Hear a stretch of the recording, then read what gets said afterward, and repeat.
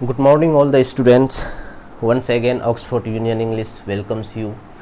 Dear student, I hope that you each and every student must be fit and fine, healthy, wealthy. Dear student, जैसा कि अभी हम लोगों का क्या चल रहा है, टेंस चल रहा है और टेंस का पहला वाला वीडियो जो हम लोगों ने बच्चे यानी Oxford Union English is the name of the channel and इनकलाबी सीरीज़ बी जो अभी जारी है बच्चे। तो इनकलाबी सीरीज़ बी में वीडियो फर्स्ट में मैंने टेंस का इंट्रोडक्शन दिया है और मैं उम्मीद करता हूँ कि आप सारे बच्चे टेंस का इंट्रोडक्शन को ध्यान से सुने होंगे। तो बच्चे हमेशा याद रखना कि टेंस को अगर अच्छे से आप कर लिए ना तो फिर अंग्रेज़ी की प्रॉब्लम ख़त्म हो जाएगी। इसीलिए मैं बड़ा डिटेल से फर्स्ट वीडियो में टेंस को बताया हूँ।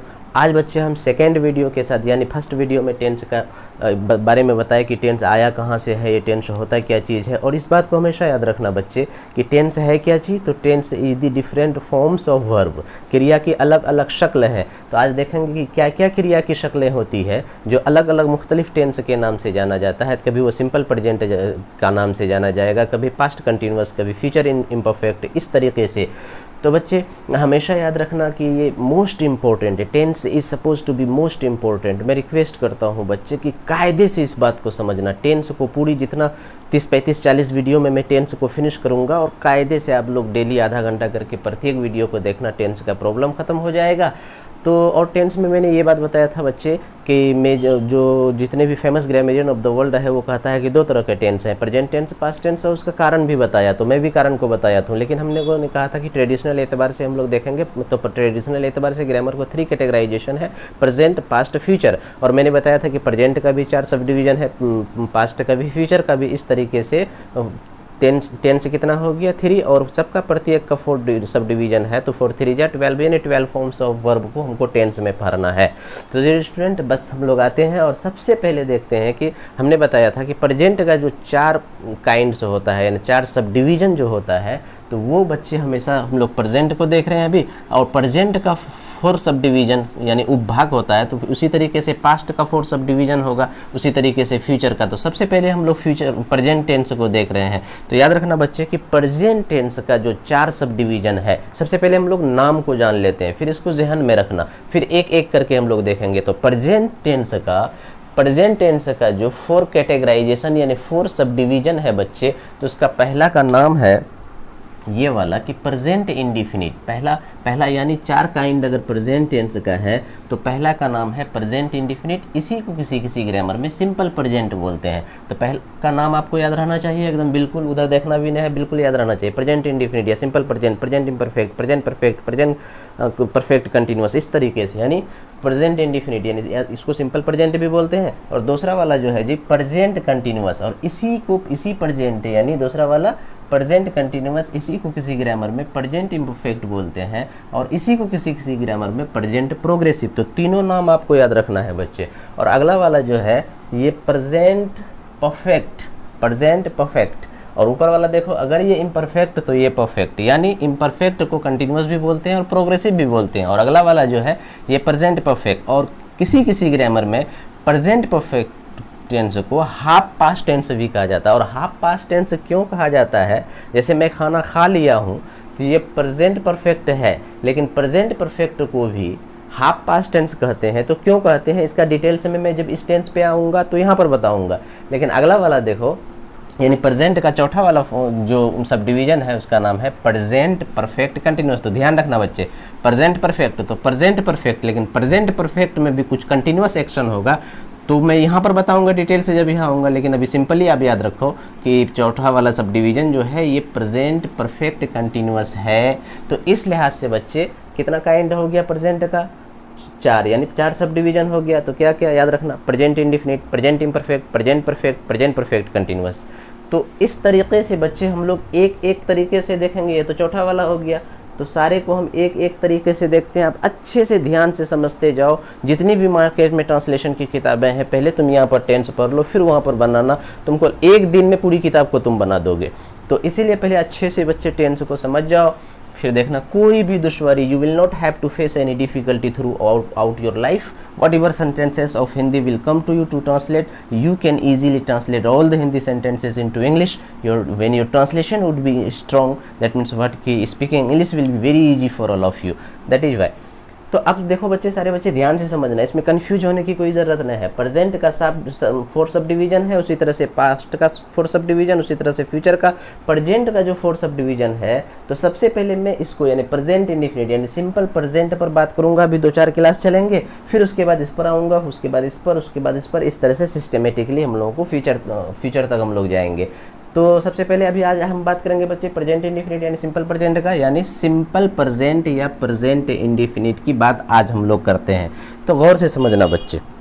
देखो बच्चे, हमेशा याद रखना कि सिंपल प्रेजेंट या प्रेजेंट इंडिफिनिट का 6-7 तरीके से इस्तेमाल होता है, लेकिन एक मेजर जो इसका जो एक मेन जो फंक्शन है, मेन जो काम है, तो उसका क्या काम है कि ये टेंस हमेशा बताता है, हैबिचुअल एक्शन को बताता है। ये हैबिचुअल एक्शन क्या होता है अभी मैं आगे बताऊंगा कि हैबिचुअल, बस इतनी याद रखना है आपको बच्चे कि प्रेजेंट इंडिफिनिट यानी सिंपल प्रेजेंट ये स्पेशली हैबिचुअल एक्शन को बताता है। किसको बताता है? Habitual action. अब हैबिचुअल एक्शन क्या है जी? जैसे बोलेंगे वो शराब पीता है, वो झूठ बोलता है, वो चुगलखोरी करता है, तो वो झूठ बोलता है तो मैं इसलिए बोल रहा हूँ इस बात को कि उनकी आदत है झूठ बोलना। वो शराब पीता है तो मतलब उनकी आदत है शराब पीना, वो चुगलखोरी करता है तो मतलब ये मैं तब बोलता हूँ कि उनकी आदत है चुगलखोरी करना। यानी किसी की आदत या फितरत को देखा। हैबिट मतलब क्या होता है बच्चे? आदत। उसी से बना हैबिचुअल यानी आदतन, और एक्शन मतलब काम, यानी आदतन काम या आदतन क्रिया या आदतन कोई काम वो बंदा का, यानी उनकी आदत का हिस्सा है। तो ऐसे एक्शन को बोलते हैं बच्चे, यानी किसी की हैबिचुअल एक्शन को बताना हो तो प्रेजेंट इंडिफिनिट का हमेशा इस्तेमाल करते हैं। इसका 6 तरीके से इस्तेमाल होता है, लेकिन अभी सिंपली आप ये जानो इसका जो सबसे इंपॉर्टेंट काम होता है प्रेजेंट इंडिफिनिट का, ये हैबिचुअल एक्शन है। लेकिन हमेशा याद रखना बच्चे, यहाँ पर आने से पहले एक बात मैं ध्यान से मैं कह रहा हूँ, आप ध्यान से आप भी सुनो कि एक शेर है कि कौन कहता है कि आसमां पे सुराख नहीं हो सकता, कौन कहता है कि आसमां पे सुराख नहीं हो सकता, एक पत्थर तो तबीयत से उछालो यारो। तो याद रखना बच्चे, इसीलिए मैं चाहता हूं कि पूरी तबीयत और पूरी मुतवज्जो हो के with full concentration and with full special attention और concentration you must try to understand the items going to be delivered by me here through this very YouTube channel, that is Oxford Union English. So and if you pay special attention, I give you guarantee there will be no problem at all, no problem at all throughout your lifetime. It is my challenge. तो याद रखो बच्चे। चलो ठीक है कि simple present या present indefinite, हम हिंदुस्तानी बच्चे हैं, हिंदुस्तानी बच्चे कैसे इसको जानेंगे कि ये प्रेजेंट इंडिफिनिट है बच्चे? अगर मैं एक इंग्लिश मीडियम स्कूल में पढ़ाता या फिर जो बच्चा कंप्लीटली क्लास के अंदर में बिल्कुल हिंदी में बात नहीं करनी है और टेंस पढ़ाना है इनटू इंग्लिश, तो मैं वहाँ पर पढ़ाने का एक नया एक दूसरा मेथोडोलॉजी को मैं इख्तियार करता हूँ। वहाँ पर मैं इंग्लिश टू इंग्लिश में एक्सप्लेन करता बच्चों को क्या है प्रेजेंट इंडिफिनिट, क्या इसका आइडेंटिफिकेशन है, कैसे इसको पहचानेंगे, कैसे हम जानेंगे ये सिंपल प्रेजेंट है। लेकिन चूंकि मैं इस बात को ज़हन में रख के पढ़ा रहा हूँ अभी कि we all are Hindustani through the help of Hindi we are learning English, तो इसीलिए बच्चे मैं बाइलिंगुअल बात करूंगा, ठीक है ना? हिंदी में भी बता रहा हूँ, इंग्लिश में बता रहा हूँ। लेकिन हिंदुस्तानी बच्चा होने के नाते हम कैसे जानेंगे कि ये सिंपल प्रेजेंट या प्रेजेंट इंडिफिनिट किसको कहते हैं? तो याद रखना बच्चे, एक पहचान है, एक सिंपल तरीका है पहचानने का कि चाहे हिंदी या उर्दू, यानी हिंदी जानने वाले या उर्दू जानने वाले, दोनों बच्चे दोनों तरह के स्टूडेंट इस बात को कायदे से समझना कि प्रेजेंट इंडिफिनिट कैसे किसको कहेंगे, कि सबसे पहले इसको कैसे पहचानेंगे? तो आइडेंटिफिकेशन। और आइडेंटिफिकेशन का मतलब क्या होता है बच्चे? पहचान। कि कैसे जानेंगे हिंदी के जरिए से कि ये सिंपल प्रेजेंट है। तो याद रखना हमेशा कि आइडेंटिफिकेशन इसका क्या होगा बच्चे? अच्छा, जब सेंटेंस में बता रहा था तो उसमें मैं बताया था कि कोई भी minimum condition for the formation of a sentence there must be a subject and verb, यानी वाक्य बनने के लिए कम से कम जो शराइत है, 2 शराइत ये है कि एक सब्जेक्ट और वर्ब का होना लाजमी है। तो इसीलिए कोई भी वाक्य दुनिया में ऐसा है ही नहीं जहाँ पर सब्जेक्ट नहीं होगा, सब्जेक्ट का होना लाजमी है। तो सिंपल प्रेजेंट या प्रेजेंट इंडिफिनिट को हम कैसे पहचानेंगे हिंदी के जरिए से? तो याद रखना बच्चे, कोई भी करने वाला सब्जेक्ट है, और कोई भी हिंदी का वाक्य उसका जो एक्शन होगा, क्रिया होगा, वर्ब होगा, अगर किसी वर्ब के आखिर में या कोई वाक्य के आखिर में बच्चे ता है, ते है, ती है रह जाएगा, तो तुम समझ जाना हिंदी उर्दू वाले कि ये प्रेजेंट इंडिफिनिट टेंस है। क्या रहेगा जी? ता है, ते है, ती है। ये बचपन से तुम लोग पढ़ के आए होगे, लेकिन यहाँ पर कुछ एडवांस बात बताएंगे, लेकिन जो तुम पढ़े हुए हो उसी के जरिए से, उसी को तुम्हारा दिमाग में और हम उसको हाईलाइट करके और डिटेल से बात बताएंगे। तुम इतना ही चीज पढ़े होगे ना, ता है, ते है, ती है। ये अभी देखना कि क्या क्या, ये जरूरी नहीं है कि ता है, ते है, ती है उसमें फॉर्मूला सब्जेक्ट प्लस V1 या V5 अप्लाई होगा। क्या होगा तो पिछले वाले वीडियो में भी बताओ, यहाँ तो मैं डिटेल से बताऊंगा गौर से। लेकिन सिंपली भी ये समझो कि ता है, ते है, ती है कोई भी हिंदी सेंटेंस के आखिर में, तो वो समझना कि तुम ये प्रेजेंट इंडिफिनिट है अगर उस वाक्य में, और जो ही अगर प्रेजेंट इंडिफिनिट है तो खट से। अच्छा, एक बात ये भी जानना बच्चे, ये ता है, ते है, ती है क्या अक्सर किताब में लिखा हुआ होता है कि किसी भी वाक्य के अंत में ता है, ते है, ये जरूरी नहीं है, कहीं पर हो सकता है। खाता हूं मैं आम, तो ता हूं तो यहाँ शुरुए में आ जाएगा। इसीलिए बच्चे सिंपली याद रखना कि कहीं सेंटेंस का कहीं पर, ये जरूरी नहीं है कि सब्जेक्ट शुरू में ही होगा, लास्ट में भी शुरू सब्जेक्ट हो सकता है। जैसे बोलेंगे कि पढ़ाते हैं अंग्रेजी वह, तो वह कहाँ चला गया वहाँ, तो सब्जेक्ट शुरू में रहे या फिर बीच में रहे या फिर आखिर में रहे, इससे हमको मतलब नहीं है। हमने ये कह दिया कि भाई एक सब्जेक्ट होगा, ठीक है, सब्जेक्ट मतलब कर्ता होगा, कर्ता मतलब सब्जेक्ट, और सब्जेक्ट जो होगा, जो अक्सर किताब में ये या फिर टीचर बताते हैं जिस वाक्य के अंत में ता है, ते है, तो ये बात बोलना मेरे ख्याल से उतना बेहतर नहीं है कि वाक्य के अंदर, वाक्य के अंत में ता है, ते है, बल्कि बच्चे ता है अलग अलग टेंस भी आएगा, रहा है, रहे हैं होगा तो वो अलग टेंस हो जाएगा, चुका है, चुके हैं, चुकी है, तो वो अलग टेंस हो जाएगा। तो हमने बताया है कि टेंस किसको कहते हैं, क्रिया की मुख्तलिफ शक्लों को टेंस कहते हैं, यानी different forms of verb which called tense. इस बात को हमेशा याद रखना बच्चे, सारे बच्चे, कि क्रिया की अलग अलग शक्लों को यानी रूपों को क्या कहते हैं, टेंस कहते हैं। तो अब देखो ये ता है, ते है, ती है एक शक्ल है क्रिया की, तो इसीलिए बच्चे ये ज़्यादा बेहतर है कि आप ये नहीं बोलें कि वाक्य के अंत में ता है, बल्कि ये वर्ब जो है, क्योंकि वर्ब मतलब क्रिया, तो कोई भी क्रिया के आखिर में यानी क्रिया की ये शक्ल मतलब हो, यानी किसी भी सब्जेक्ट हो और क्रिया की ये शक्ल हो, ता है, ते है, ती है, तो ये बात हमेशा ये ज़्यादा बेहतर बात है कि वाक्य के अंत में ता है, ते है, ती है ना बोल करके ये बोलो हमेशा कि कोई भी वर्ब है, क्योंकि टेंस किसको कहते हैं, क्रिया की शक्लों को। तो क्रिया की कैसी शक्ल होगी, तो भाई ऐसी शक्ल होगी, तो वर्ब है और उसकी कैसी शक्ल होगी, ता है, ते है, ती है, तो समझ जाना कि ये प्रेजेंट इंडिफिनिट टेंस है। जैसे वो आता है, वो खाता है, वो लोग सरकार के खिलाफ आवाज़ उठाना चाहता है, मैं तुम लोगों को दिल से अंग्रेजी पढ़ाना चाहता हूँ, मेरी मम्मी मुझे डॉक्टर बनाना चाहती है, तुम्हारी मम्मी तुमको पटना भेजना चाहती है, तुम्हारी मम्मी तुमको लंदन भेजना चाहती है उच्च शिक्षा हासिल करने के लिए। तो अब यहाँ पर देखो, तुम्हारी मम्मी तुमको लंदन भेजना चाहती है, देखो तो आया चाहती है, मेरे पापा मुझे इंजीनियर बनाना चाहते हैं, तो ते है देखो आया। अच्छा, मैं तुमको डांटना चाहता हूँ, देखो चाहता ता हूँ आया। तो इस तरीके से बच्चे ये for the convenience of Indian students it is very very important to identify, यानी पहचानना, पहचान सबसे पहले एकदम जितना भी वाक्य आएगा हिंदी और उर्दू का जिसके आखिर में ता है, ते है, ती है, तो समझ जाना कि ये प्रेजेंट इंडिफिनिट टेंस है। यहाँ तक क्लियर? ओके। अच्छा, इससे रिलेटेड बहुत सारी एडवांस बात है, जैसे भारत के प्रधानमंत्री कल पूर्णिया आएंगे, तो वहाँ पर फिर बोल देते हैं the prime minister of India comes to Purnia tomorrow, तो यहाँ पर प्रेजेंट इंडिफिनिट का इस्तेमाल हो गया है। तो ये एडवांस लेवल की बात है कि आएंगे तो फ्यूचर होगा, लेकिन फिर भी the prime minister of India comes to Purnia tomorrow, यहाँ पर प्रेजेंट इंडिफिनिट का इस्तेमाल क्यों हुआ, तो ये एडवांस लेवल की चीज़ है बच्चे। पहले सिंपल टू कॉम्प्लेक्स, पहले सिंपली बातों को समझ जाते हैं, फिर वहाँ पर बताएंगे कि भाई फ्यूचर में अगर प्लान्ड एक्शन हो तो उसके लिए हम प्रेजेंट इंडिफिनिट का, जैसा कि अभी हमने बोला क्या कि हैबिचुअल एक्शन को बताने के लिए इसका काम होता है, लेकिन 5-6 तरह की बातों को बताने के लिए सिंपल प्रेजेंट का इस्तेमाल करते हैं। तो हमेशा याद रखना बच्चे कि 5-6 तरीके से, 1 मिनट रुकोगे बच्चों।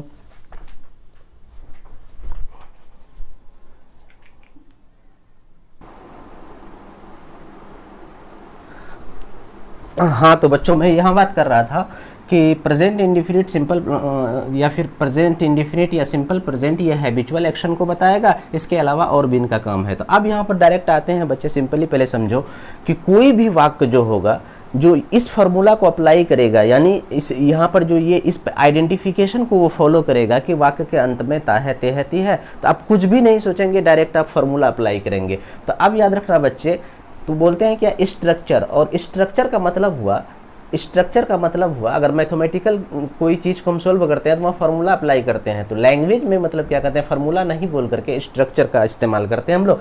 तो ठीक है भाई, ये हम जो ही पहचान लिए, अरे ये चीज़ फॉलो कर रहा है, यानी कोई भी वाक्य है तो उसके आखिर में ता है, ते है, ती है, तो उसके लिए फार्मूला अप्लाई करो, और फार्मूला जो ही अप्लाई करोगे बच्चे तो फिर इस तरह का वाक्य बन जाएगा। तो सबसे पहले हम लोगों को फार्मूला जानना होता है। फार्मूला क्या है, प्रेजेंट इंडेफिनिट का। इस बात को याद रखना बच्चे कि सबसे पहले सब्जेक्ट होगा। हिंदी वाला वाक्य में सब्जेक्ट आगे पीछे जा सकता है, लेकिन अंग्रेजी में क्या होगा कि सब्जेक्ट सबसे पहले आएगा। तो सब्जेक्ट जो ही दिए तो उसके बाद इस टेंस में V1 या V5 यानी वर्ब का फर्स्ट फॉर्म या वर्ब का फिफ्थ फॉर्म इसका इस्तेमाल होता है, और उसके बाद फुल स्टॉप दे देंगे, बस हो गया, ये फार्मूला हो गया। तो अब देखो बच्चे कि ये इनका क्या हो गया, फार्मूला हो गया, प्रेजेंट इंडेफिनिट का फार्मूला हो गया। तो अब हमेशा याद रखना कि जरूरी नहीं है कि अगर वाक्य में हो सकता है कि ऑब्जेक्ट आ जाए तो फिर दूसरा वाला फार्मूला को अप्लाई करेंगे बच्चों। सब्जेक्ट के बाद V1 या V5 ये तो हमेशा रहेगा, और उसके बाद अगर वाक्य में ऑब्जेक्ट है तो इसके बाद ऑब्जेक्ट देंगे। पता चला कि ये वाला फार्मूला भी अप्लाई हो सकता है अगर ऑब्जेक्ट है। अच्छा, ऐसा भी हो सकता है वाक्य में कि सब्जेक्ट भी हो और वर्ब भी हो, सब्जेक्ट भी हो और वर्ब हो, और उसके बाद जा करके ऑब्जेक्ट हो, फिर वाक्य में रेस्ट हो, तो इस तरीके से फार्मूला बनेगा बच्चे, हमेशा याद रखना। अच्छा, ऐसा भी हो सकता है कि वाक्य में कभी कभी सब्जेक्ट हो और वर्ब हो, सब्जेक्ट हो और वर्ब हो, और वाक्य में ऑब्जेक्ट नहीं हो बल्कि क्या हो रेस्ट हो, तो फिर वहाँ पर इस तरीके से फार्मूला को अप्लाई करेंगे। अच्छा, कभी कभी ऐसा होगा कि सब्जेक्ट वाक्य में हो और जाकर के वर्ब तो होना ही होना है, सब्जेक्ट हो, वर्ब हो और ऑब्जेक्ट भी हो, लेकिन कि मॉडिफाइड ऑब्जेक्ट भी हो। क्या हो, मॉडिफाइड ऑब्जेक्ट। क्या होता है मॉडिफाइड ऑब्जेक्ट, पिछले वाले वीडियो में मैं समझा चुका हूँ। मॉडिफाइड ऑब्जेक्ट हो और फिर ऑब्जेक्ट हो, तो पहले वाक्य में मॉडिफाइड ऑब्जेक्ट को रखते हैं, तब ऑब्जेक्ट। अभी मैं एक तरह से सबका एग्जांपल देके समझाऊंगा, घबराना नहीं है। तो ऐसी स्थिति में बच्चे ये वाला फार्मूला अप्लाई होगा। तो इस तरीके से देखो कि सब्जेक्ट होगा, वर्ब होगा, और उसके बाद सब्जेक्ट वर्ब ऑब्जेक्ट है तो इस तरीके से होगा, सब्जेक्ट वर्ब ऑब्जेक्ट रेस्ट है तो इस तरीके से होगा, सब्जेक्ट वर्ब और ऑब्जेक्ट नहीं है रेस्ट है तो इस तरीके से हो जाएगा, और सब्जेक्ट है, वर्ब है और मॉडिफाइड ऑब्जेक्ट है और ऑब्जेक्ट है तो फिर इस तरीके से फॉलो करेगा। और कभी कभी क्या होगा बच्चे कि वाक्य में सब्जेक्ट भी है और वर्ब भी है, यानी वर्ब 5, यानी उसके बाद मॉडिफाइड ऑब्जेक्ट है, फिर ऑब्जेक्ट भी है और फिर जाकर के रेस्ट भी है, तो सबके आखिर में बच्चा क्या होगा, फुल स्टॉप होगा। तो यहाँ पर सारे बच्चे ऐसे फुल स्टॉप भी दे दो तो ज़्यादा बन, यानी फुल स्टॉप नहीं दोगे तो सेंटेंस गलत हो जाएगा इस तरीके से। और यहाँ पर भी फुल स्टॉप देना है हम लोगों को, ठीक है ना, सारे बच्चे समझ रहे हो। रेस्ट के बाद फुल स्टॉप दे देना है, यहाँ पर भी रेस्ट के बाद यानी प्लस फुल स्टॉप दे देना है, तो ये वाला फार्मूला हो गया। तो अब उसी तरीके से बच्चे यहाँ पर इसके बाद भी मतलब ऑब्जेक्ट के बाद फुल स्टॉप देना होगा, ये वाला फार्मूला हो गया। अब ये वाला कि वाक्य में सब्जेक्ट भी है, वर्ब भी है, मॉडिफाइड ऑब्जेक्ट भी है, ऑब्जेक्ट भी और रेस्ट भी है, तो उसके बाद प्लस फुल स्टॉप दे करके सेंटेंस को ख़त्म करेंगे।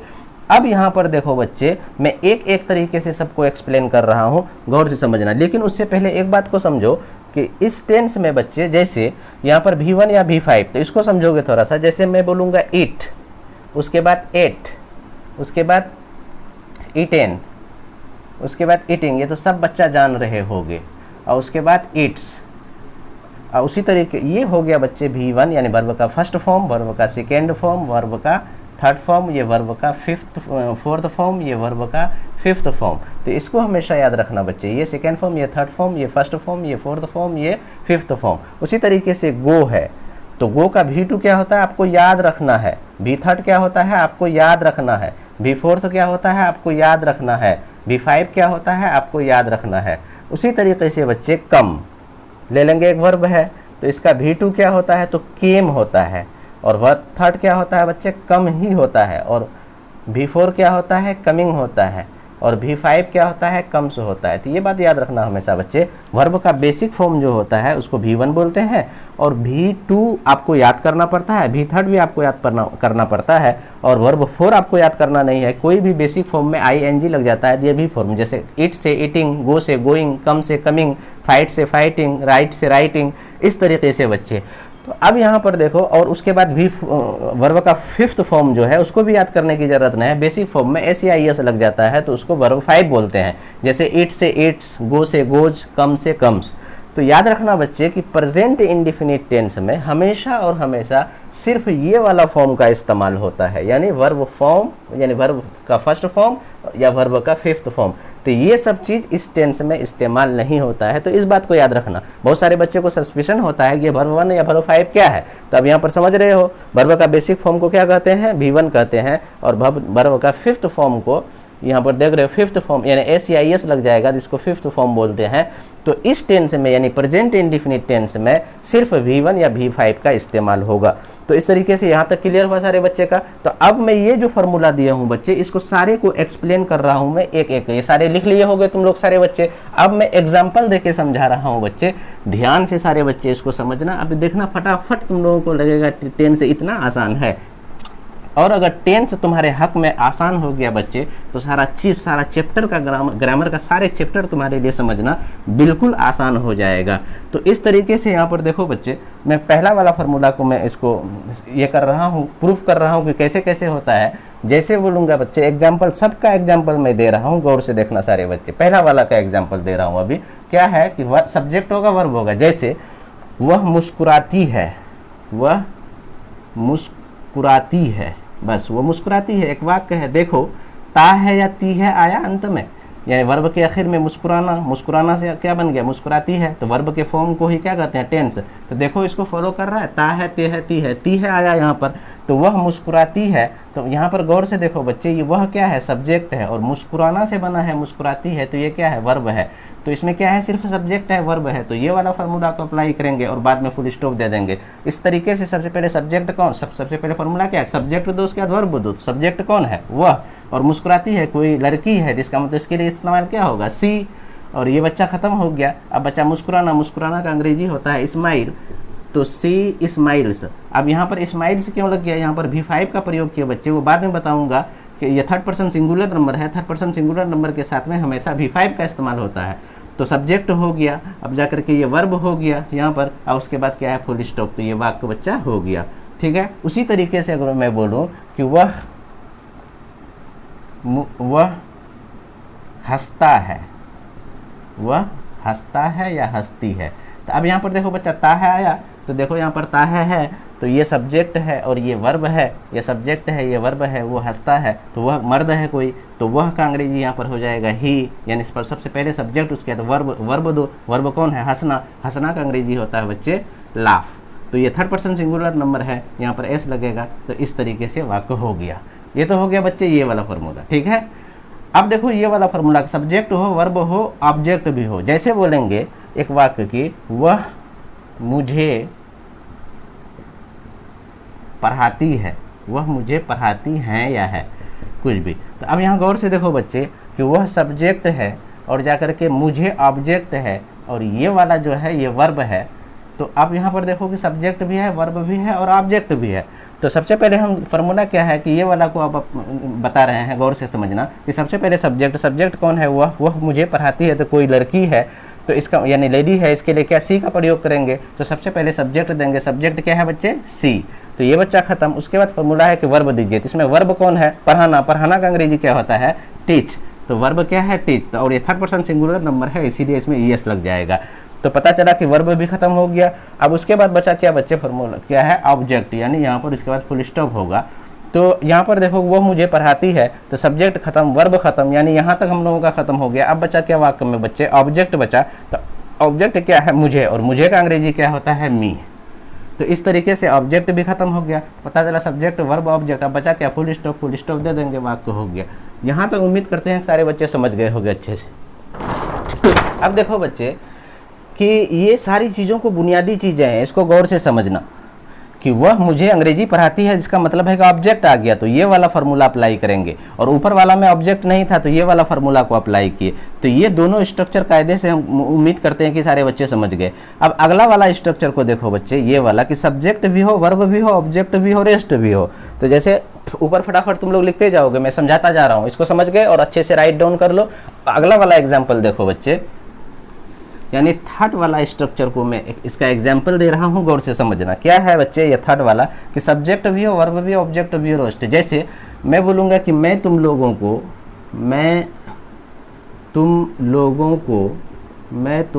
को दिल से पढ़ाता हूँ, मैं तुम लोगों को दिल से पढ़ाता हूँ, मैं तुम लोगों को दिल से पढ़ाता हूँ। गौर से देखो बच्चे, अगर सारे बच्चे पीछे वीडियो को देखे हो तो फटाफट, कोई इसमें जर्रा बराबर दुश्वारी नहीं होना चाहिए।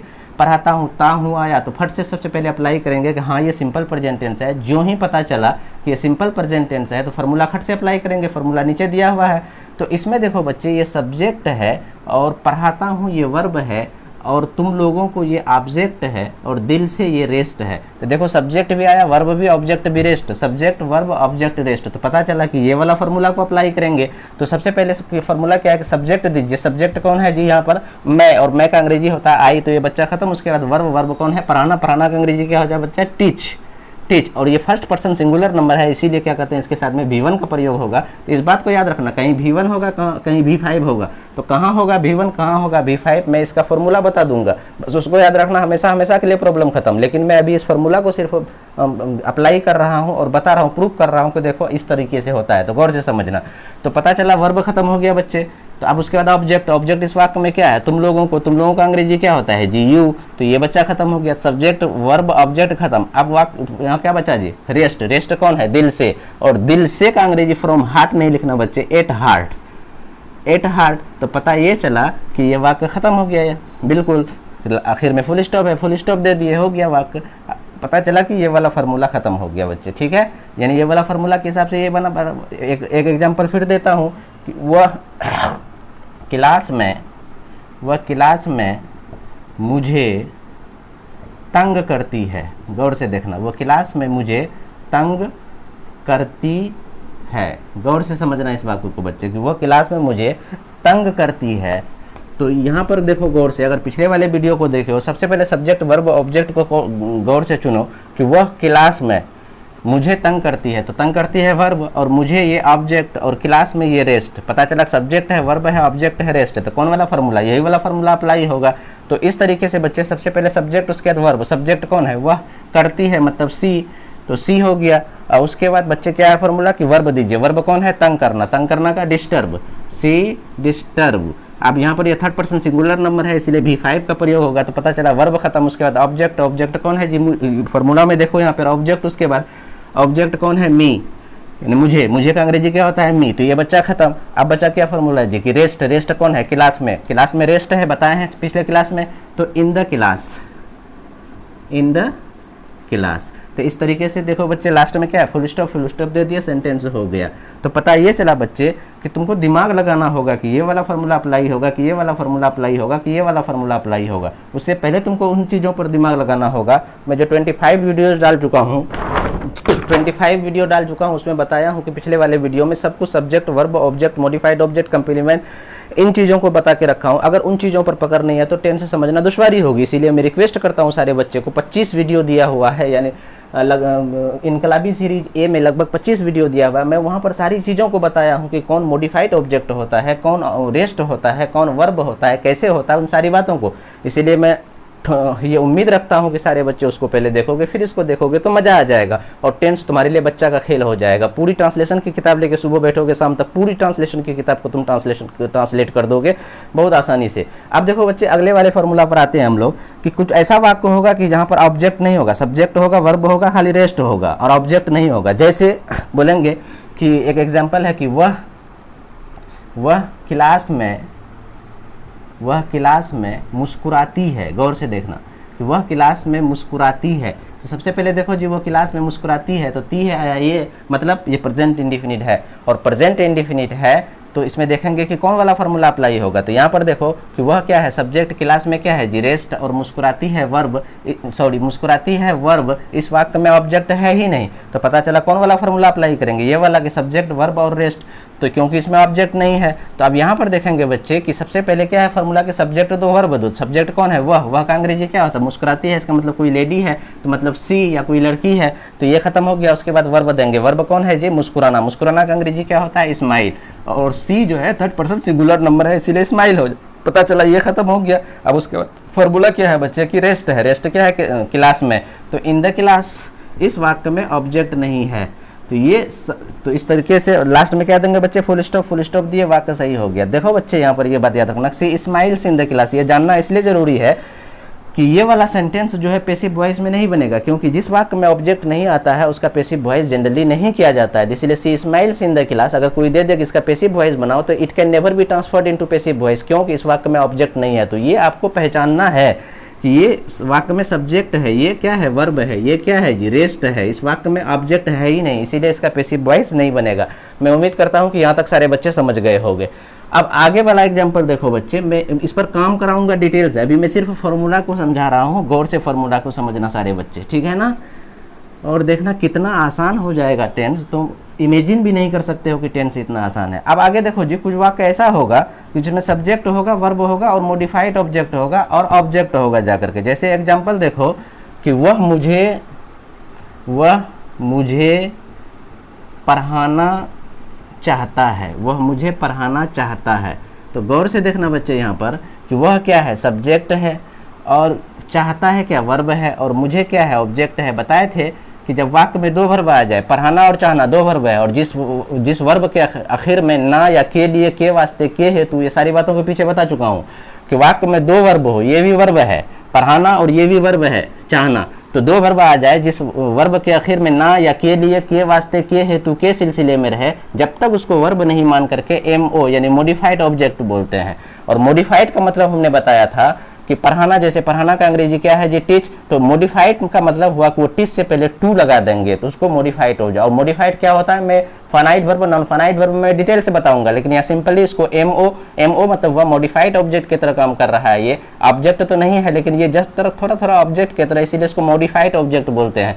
और ये जब हम चुन लिए कि ये सब्जेक्ट है, ये वर्ब है, ऑब्जेक्ट है, ये मॉडिफाइड ऑब्जेक्ट है, तो पता चला कि ये वाला फार्मूला को अप्लाई करेंगे। तो सबसे पहले क्या है बच्चे फार्मूला में कि सब्जेक्ट है, सब्जेक्ट क्या है, वह यानी कोई मर्द है, तो इसका मतलब ही होगा, तो ये बच्चा खत्म हो गया। उसके बाद फार्मूला क्या है, वर्ब दो, वर्ब क्या है, चाहना, चाहना का अंग्रेजी क्या होता है जी, वांट, और ये थर्ड पर्सन सिंगुलर नंबर है, इसीलिए क्या हो जाएगा, वांट्स हो जाएगा। ये खत्म हो गया। उसके बाद देखो यहाँ पर बच्चे ऑब्जेक्ट है, डायरेक्ट ऑब्जेक्ट अगर दे देंगे कि तो फिर गलत हो जाएगा। क्या है फार्मूला कि अगर मॉडिफाइड ऑब्जेक्ट आ जाए तो पहले मॉडिफाइड ऑब्जेक्ट को दो, तब फिर ऑब्जेक्ट को दो। तो मॉडिफाइड ऑब्जेक्ट इस वाक्य में बच्चे कौन है, पढ़ाना, और पढ़ाना से पहले हमने क्या बताया, सिर्फ टू लगा देना है, यानी टू टीच। तो पता चला कि मॉडिफाइड खत्म हो गया, और मॉडिफाइड के बाद बचा क्या जी, ऑब्जेक्ट। ऑब्जेक्ट क्या है, मुझे, तो मुझे का अंग्रेजी क्या होता है बच्चे, मी। तो इस तरीके से ये वाक्य खत्म हो गया, यहाँ पर भी खत्म हो गया, सारा आइटम खत्म, लास्ट में फुल स्टॉप है, फुल स्टॉप देकर खत्म कर दिए। तो इस तरीके से बच्चे ये वाला फार्मूला अप्लाई करेंगे। एग्जाम्पल और देता हूँ, जैसे तुम लोग मुझे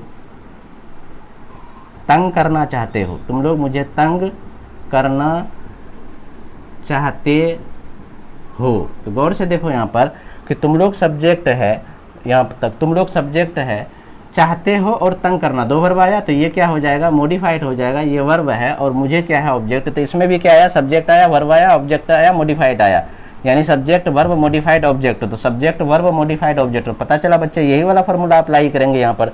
तो तुम लोग का अंग्रेजी क्या होता है बच्चे, यू, सबसे पहले सब्जेक्ट, ये खत्म। उसके बाद क्या है फार्मूला, वर्ब, वर्ब क्या है, चाहना, चाहना का अंग्रेजी क्या होता है, वांट। तो ये सेकेंड पर्सन है, सेकेंड पर्सन के साथ हमेशा V1 का प्रयोग लगता है, इसीलिए यहाँ पर V1 का इस्तेमाल किया है। तो ये बच्चा खत्म हो गया। तो यू वांट, उसके बाद क्या है फार्मूला बच्चा, मॉडिफाइड। मॉडिफाइड क्या है, तंग करना। तंग करना का वेक्स, डिस्टर्ब, टॉर्चर कुछ भी लगा सकते हो, तो यहाँ पर जब तक डिस्टर्ब देते हैं तो क्या बताया कि मॉडिफाइड रहेगा, तो उससे पहले टू लगाएंगे, तो क्या हो जाएगा, टू डिस्टर्ब, मतलब यू वांट टू डिस्टर्ब। तो यहाँ तक खत्म हो गया। अब बचा वाक्य में क्या है, ऑब्जेक्ट। ऑब्जेक्ट कौन है, मुझे का अंग्रेजी क्या होता है, मी। तो उसके बाद क्या है, फुल स्टॉप दे दिया, वाक्य हो गया। तो पता चला कि ये खत्म हो गया। तो इस तरीके से देख रहे हो बच्चे कि कौन सा फार्मूला अप्लाई होगा, ये तुमको दिमाग अप्लाई करना होगा। तो इस लिहाज से यहाँ पर देखो बच्चे कि ये सारी चीज़ यहाँ तक मतलब हमने बता दिया। अब आगे देखो कि ऐसा भी हो सकता है वाक्य में सब्जेक्ट हो, वर्ब हो, मॉडिफाइड ऑब्जेक्ट हो और ऑब्जेक्ट हो, रेस्ट हो। तो उसका एग्जांपल एक देता हूँ, गौर से समझना कि कहाँ पर ये वाला फार्मूला को अप्लाई किया जाएगा। गौर से सारे बच्चे समझना, मैं रिक्वेस्ट कर रहा हूँ, टेंस का प्रॉब्लम हमेशा के लिए ख़त्म हो जाएगा। जैसे बोलेंगे कि वे लोग, एक वाक्य है कि वे लोग मुझे जानबूझकर